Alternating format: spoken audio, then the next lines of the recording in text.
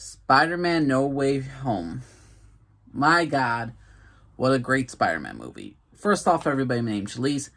Let me just say this, everybody. There will be spoilers later on in the video, so I will warn you ahead of time before I spoil the shit out of this movie. But let me just say this.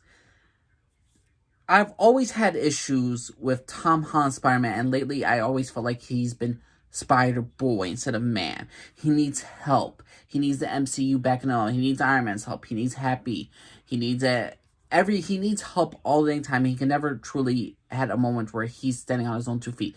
Peter Parker's poor. He's got Tony Stark as like a surrogate father to him. To me, I enjoy Tom Holland's Spider-Man. But this was the movie that, to me, that made him truly feel like not Spider-Boys, but Spider-Man.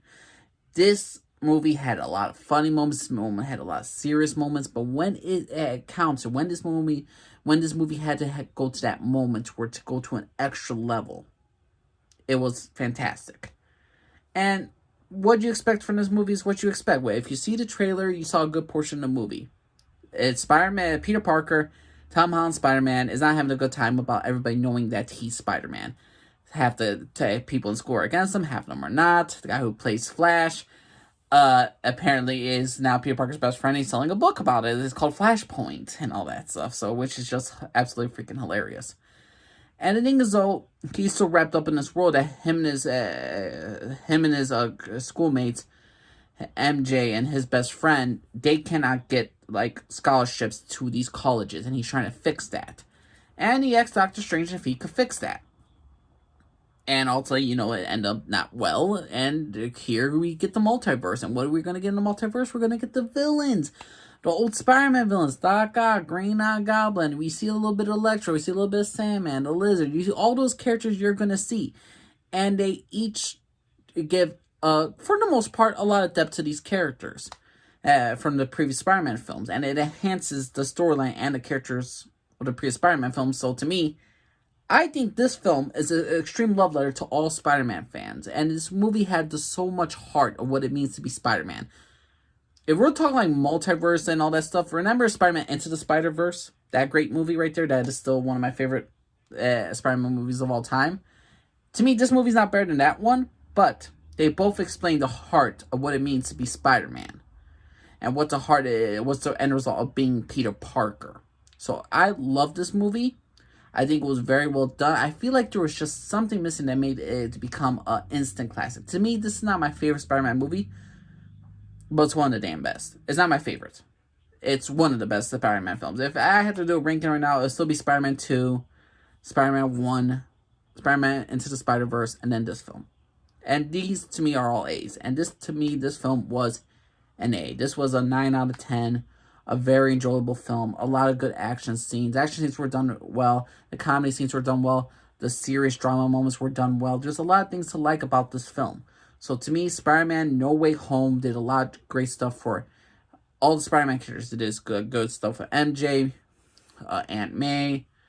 It did good stuff for Peter.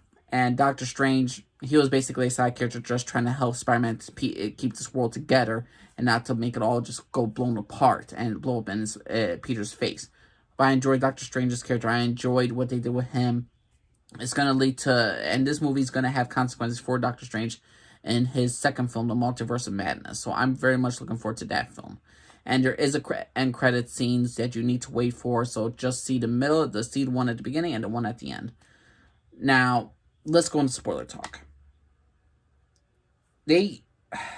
Aunt May dies. Aunt May dies because, here's the thing. Peter, with Doctor Strange's help, was capturing all the loose cannons out there from the people who knew who Spider-Man was, who was Peter Parker. And that is Electro, that is Doc Ock, Green Goblin, Sandman, and the Lizard. They all knew who Peter was as Spider-Man. So the fact is that Doctor Strange and Peter are just capturing everybody and just locking them away and keeping them in control. But the problem is, though, some of them were gonna die, because what all these villains remember is I had a power to the side of my hand, and then they figure out they're dying in their universe. The ones who die, Sandman's still alive, the Lizard's still alive, but Electro's gone, Doc Ock is gone, and so is freaking Green Goblin, Willem Dafoe's character. And Willem Dafoe's character plays along that he's and that this is the good Norman Osborn, this is the good Norman Osborn, and he just wants to survive. And a lot of other characters like Electro and Doc Ock don't want to die either. And Doctor Strange doesn't care. He's like, we gotta put him back. But Peter says no. He traps Doctor Strange in his own little world and basically ties him up. And Doctor Strange, and then until the end of the and in the finale, Doctor Strange comes back and helps Peter restore his balance. But Peter was listening to what Aunt May wanted, and Aunt May wanted redemption for these villains. Like, there's certain things you could cure for them. Like Willem Dafoe, you could take out the serum and all that stuff that makes him like have double dimensions and all that. You know, like he has a different personality. You could help Electro to calm him down, where the electricity ain't gonna infuse him to go all psycho. Sandman just wants to get back to his daughter, so he's on board. Whoever gets him close to his daughter, he's gonna go for. Doc Ock, you know, he has that thing where the chip right there. So this was before the chip, before he was able to control a chip, and before he could control his, you know, his other arms. And the thing is, though, there's always a cure that he was looking for every single one. He was trying to make them better. The thing is, though, the Green Goblin didn't allow that, and he was saying, we are gods, and all that stuff. He went all villain-like. Willem Dafoe still got it. Electro sided with him. Knocked out Doc Ock, who became good. And then it just became a battle, like, I don't trust anybody. Sandman left this dang scene, and he just wanted to go back to his original timeline. Lizard was causing havoc, and the only thing is, though, I say this is my only little gripe, that basically Green Goblin does what he was going to do to Spider-Man in Spider-Man 1. Like, he was going to impale Spider-Man, except he killed himself. Thing is, though, how it did with Aunt May, I'm not sure if it hit her, grazed her, or whatever, but she should have been dead instantly, but she had able to stand up, talk, and the thing is, though, Green Goblin escapes while he mortally injures Aunt May, and she was saying, with great power comes great responsibility, and Peter is at a loss. The other Peter Parkers, we get Tobey Maguire returning, Andrew Garfield, there's some great moments. They are like brothers in a sense. You're like, I never had a brother, That is a great callback to, like, Ben Reilly's Spider-Man, which I just greatly enjoyed. And, you know, multiverse Peter Parkers, different universes of Peter Parkers, it kind of shows as brothers. They got some good moments. They said, like, what was your moment? Like, we know your Aunt May died. Tobey Maguire says, like, I lost my Uncle Ben. Andrew Garfield was like, I lost Gwen Stacy, my MJ. And there was some really heartfelt moments. And they're saying the darkness that you just got to keep moving forward. You got to keep pushing towards a better path. Andrew Garfield's like, I don't want you to be like me. There's a lot of great brotherly moments. And there was certain moments in this film that I was on my teeth on edge, because when I saw they stabbed Tobey Maguire, I'm like, don't kill him off. Just, for the love of God, don't kill him off. Which they did not. It's just his back hurts, like, it's a running gag. It's like my back. There were some great funny moments with Andrew Garfield just clicking, like, Tobey Maguire's back. It's like, oh, thanks, I got bad back too. And the thing is, though, what made this film so great at the end is that Peter asked Doctor Strange, because the entire thing was going to collapse. The universe was going to collapse on him, and more people were going to be drawn to Peter. Like, who knows Peter Parker as Spider-Man? So he asked for change the entire spell.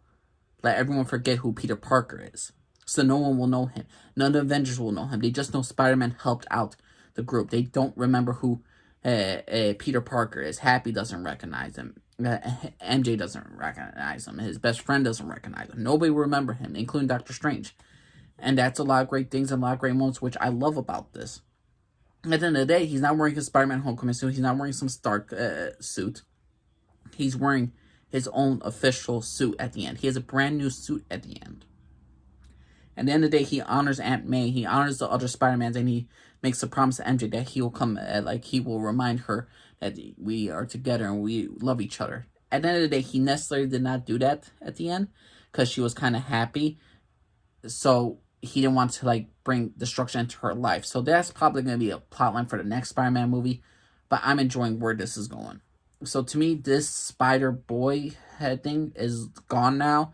And now we're finally going to get Tom Holland as Spider-Man. And that, to me, is what I ultimately wanted. He's no longer connected to the MCU. Other Avengers ain't going to help him. He's not going to have Nick Fury and Maria Hill. Hopefully not. And that's what I ultimately wanted. I wanted Spider-Boy to grow up to become Spider-Man. And we're going to see that. And I really am looking forward to the new Spider-Man films with Tom Holland. I think he was a very good Peter Parker. There was some ribbon against Andrew Garfield's Spider-Man of being the terrible one. And then Tobey Maguire's like, no, you're amazing. You're amazing. Like, pep talking him. Like the good older brother he is. There's jokes about Tobey Maguire's a fluid website. Like, how's that even possible? Like, don't overthink it. To me, you gotta have fun with this movie. This was a love letter to the old Spider-Man movies. It is a love letter to Spider-Man in general, who Peter Parker is. There was a hint of like, hey, let's go with a Black Spider-Man, Miles Morales, which is always awesome. And just so many things I enjoyed about Spider-Man No Way Home. I mean, I think the only downside, I wish they did something with Venom-ish, and they kind of did, kind of not. I kind of want to see Tom Holland and Tom Hardy in the same movie together, but it's not gonna happen, I don't think. Again, I'm also looking forward to the movie Morbius. We're gonna see how that's gonna go along. But for me, Spider-Man No Way Home was a great Spider-Man movie, an excellent movie, near an instant classic, 9 out of 10, one of my favorite superhero movies of all time. It's just that damn good. But to me, not the greatest Spider-Man movie. I still hold Spider-Man 1 in my place in my heart. I still hold Spider-Man 2, still my favorite one. So one of my favorite movies of all time. But this was absolutely freaking excellent. There are some questionable decisions. I know a lot of people are not gonna like the whole MJ dying and all this stuff and the way she died.